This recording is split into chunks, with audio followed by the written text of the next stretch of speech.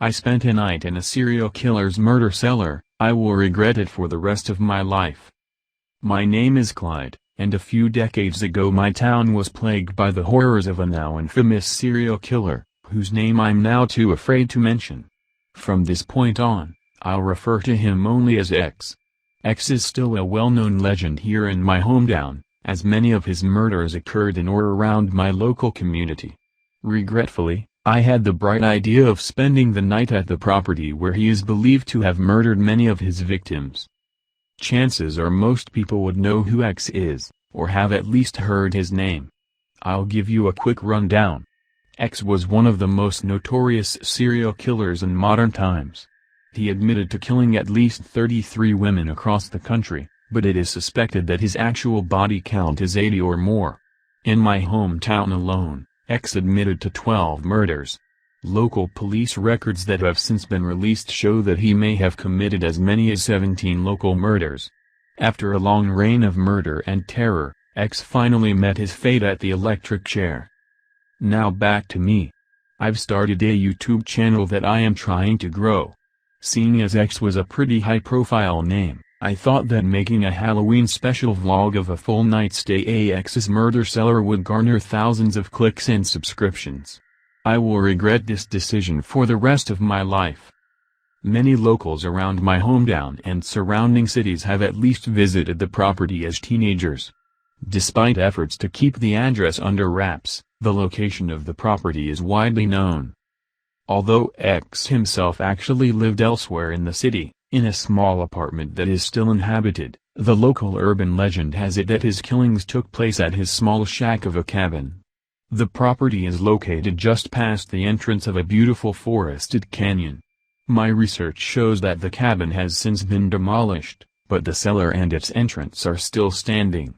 The cellar is where he apparently tortured and killed his victims. To avoid drawing any attention, I parked my Subaru about a mile away, near a local trailhead.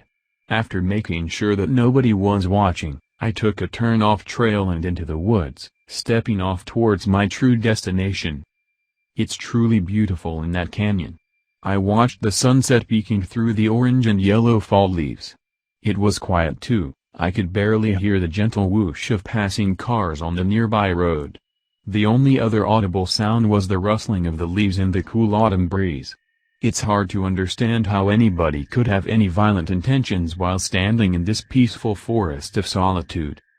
After a 45-minute hike, I finally found it. There was the cellar, standing alone in a gentle wooded clearing.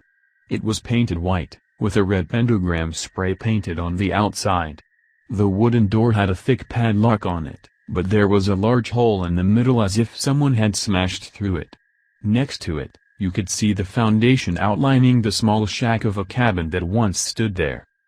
The sunset provided a perfect time to start filming. I pulled my camera out of my backpack. Holding my arm outstretched, I pointed the camera back at myself. Welcome back to the channel and happy Halloween. Today, we are doing something truly terrifying. We're standing now at the remains of X's murder cabin. I flipped the camera around to show the cellar. Inside here, down these stairs is where he tortured and murdered as many as 11 women. This is where I will be spending the night. Should we go inside? Honestly, I'm not even sure if this truly was X's cellar. There's a lot of conflicting information out there, but not a lot of substantiated evidence. Chances are, the stories of the murder cabin were nothing more than a local urban legend passed around by teens looking for a thrill. The viewers didn't need to know that though, and it made the event less scary for me. I took the camera with me through the hole, and down the dreary stairs into the dank cellar. It was dark, so I clicked on the flashlight attached to my camera rig. I pointed the camera to various parts of the small cellar room, showing the cement walls covered in graffiti, the dirty floor, and old rusty pipes. While showing the room, I told the viewers about the stories and legends of X's infamous murders, making them as dramatic and horrible as I can. After turning on my larger lantern to light up the room, I realized what I was standing on. Painted on the concrete floor was a large red pentagram. This was not a sloppy spray paint job, like what was on the outside of the cellar entrance. This was a perfectly proportioned pentagram. That really should have been my first clue to leave. It was night now, and completely dark. Time to get the real show going. I set the camera on the tripod and focused the view at the center of the pentagram. Out of my backpack, I retrieved the prop that would really draw views, an old Ouija board that I had purchased on eBay. I honestly didn't believe that anything would happen. My plan was to simply make the planchette move on my own and pretend as if the ghosts of X's victims were talking to me. I showed the board to the camera, and lit a few candles for a creepy vibe. Setting the board down in the middle of the pentagram, I made circles with the planchette while chanting, "Ouija, Ouija, Ouija." Google taught me that was how you start the game. "Are there any spirits in here that would like to communicate?" I asked loudly, to nobody but the camera. I slowly moved the planchette until it rested over the yes. I gave a shocked look at the camera. "What is your name?" I asked the imaginary spirit. I slowly moved the planchette to the letters, intending to spell out the name of one of X's victims. ROS. At this point, I felt a small tug on the planchette. I stopped moving towards the A. Although I had stopped moving it, the planchette continued to move in an arc by the edge of the board. I was no longer controlling the planchette, it was moving on its own. Now, I was truly terrified. This was not what was supposed to happen. The planchette completed its arc and cut diagonally through the center of the board, where it curved back up. It sped up at this point, completing a figure 8, and continuing into the next one. Terrified, I let go, but the planchette kept moving in figure 8s. It was speeding up, going faster and faster. That was it. This was too much and it was time to go. I got up and turned for the stairs when everything changed. Immediately, a different type of darkness fell, and it was suddenly so cold that I could see my breath. My eyes and ears were deceiving me, everything around me was altered. All sound ceased to exist. I felt like I had taken acid and slipped into a different dimension somewhere between earth and hell. That's when the shadows appeared around me. These were the shadows of monstrous winged creatures. The shadows moved around the room, reaching at me. My hearing returned with a vengeance. I could now hear the horrific sounds of painstaking screams and cries, combined with the horrendous laughter of the shadow creatures. As I started for the stairs, a foul shadow beast appeared right in front of me, screaming at me as it grabbed at my chest. I stumbled backward and slipped on the wooden planchette. I fell to the ground, smacking my head in the cement ground. Everything went black. When I came to, I was walking through a house that I did not recognize. I was horrified to realize that I had no control over my movements. As I was reaching for the doorknob, I saw that my hands weren't my hands at all. It was as if I was living a vivid dream, getting the first-person view of someone else's life. We quietly entered the room that was behind that door, where a young beautiful brunette girl was sitting at a desk reading a textbook. It crossed my mind that I might be in X's mind, or somehow in his memory. The floorboard squeaked underneath my left foot, or whoever's left foot, and the girl stopped what she was doing. Just as she looked up, we swung down a hard metal pipe, knocking her out before she could scream. Everything went black again. Now we were in the cellar again. I was still watching from the eyes of someone else with no control over our movements. The beautiful girl was awake now, her hands and feet bound tightly with thick black strings. She was crying, begging, and pleading for us to let her go. In all my life, I have never seen someone look so scared. I saw X's hand rise, holding a kitchen knife. No. I tried to scream, but I couldn't. I tried to take control of the body, but I was powerless. I watched horrified as X plunged the knife into the girl. He ripped the knife out, splattering blood on our face. He continued to stab the girl, stabbing over and over and over. I could hear her ribs crunching under the force of the knife, as blood spattered everywhere. No matter how hard I tried, I couldn't even close my eyes. I was forced to watch the entire heinous murder.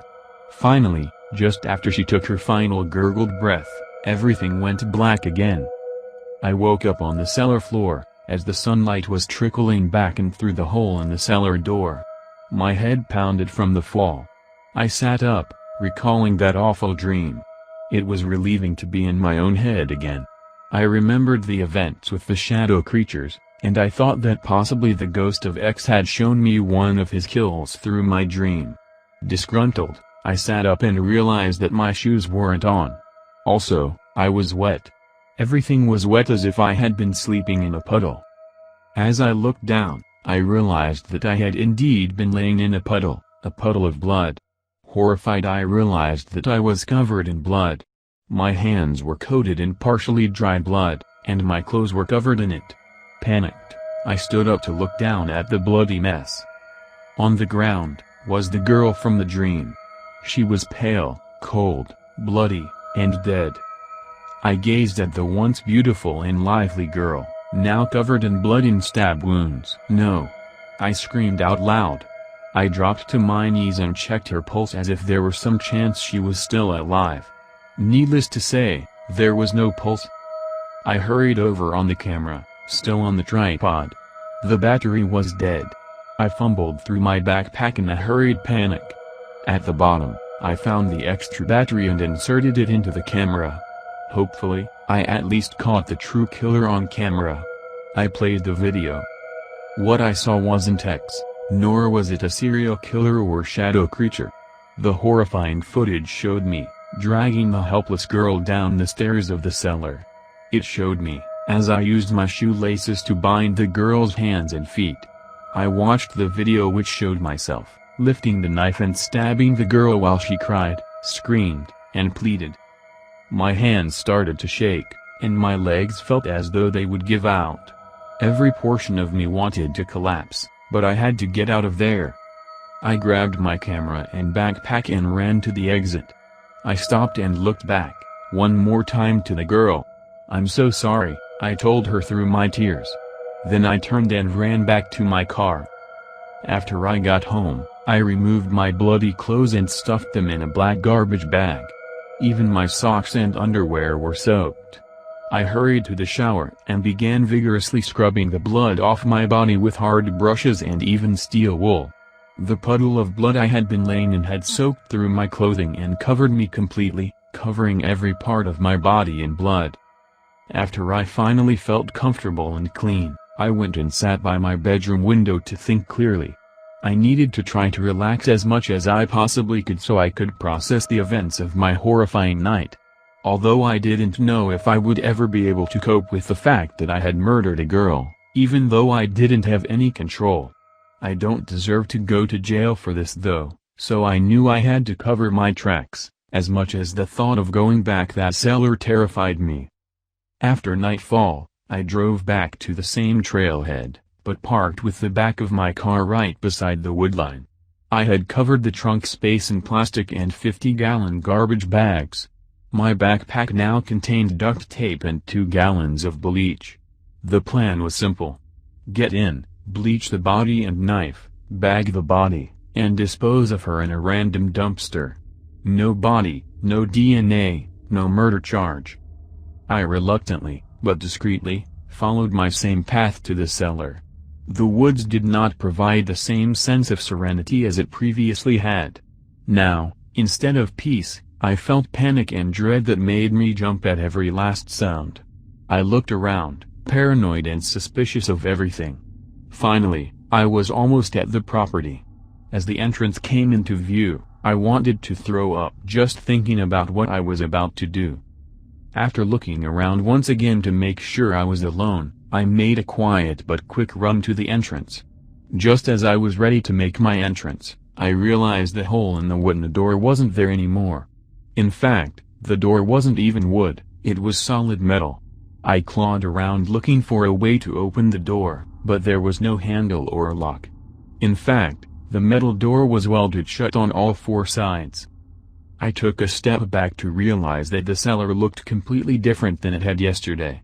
Last night it had been white, today it was gray. Even the graffiti was different. Instead of the red pentagram, there was a colorful skateboarding panda painted there. I looked around, initially thinking I was in the wrong place, But everything was exactly the same. I was standing in the same clearing, by the same foundation outline. I was definitely in the same place. I walked around to the back side of the cellar entrance where I received my second mortifying shock of the night. There was the Ouija board, my Ouija board that I had used last night, leaning meekly against the exterior wall of the cellar as if the board knew I would come back. Beside the board sat the planchette. I picked up the board, to realize that there was even still blood on it. The blood wasn't even completely dried. Out of the corner of my eye I saw a light, snapping my attention back to the moment. I could see someone walking my way with a flashlight in hand. "Hey! This is private property. Get the hell out of here before I call the cops," the man yelled. I didn't need to be told twice. I tucked the Ouija board under my arm and ran as fast as I could back to the car, getting whipped in the face by branches in the dark.